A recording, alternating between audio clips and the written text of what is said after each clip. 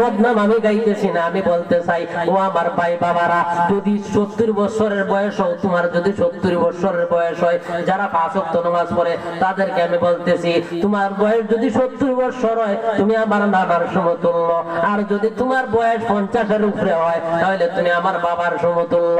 বাবা নানা দুজন কি বলি, ও আমার বাবা নানারা, তোমরা সদা সর্বদাই তোমার নাতি তোমার ছেলেকে তুমি বলবা তুমি নামাজে যাইবার জন্য তাদেরকে আদেশ দিবা।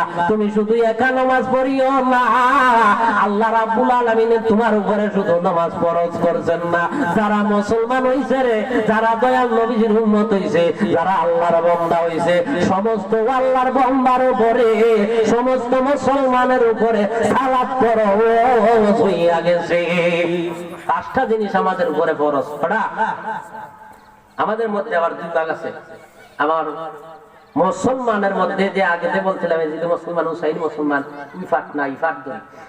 একটা হচ্ছে বড় লোক তারাও মুসলমান, ছোট লোক গরিব তারাও মুসলমান। বড় লোকের মধ্যে কোটিপতির মধ্যে নবীর আশেক আছে কিনা নাই, যে রিক্সা চালায় তার মধ্যে নবীর আশেক আছে।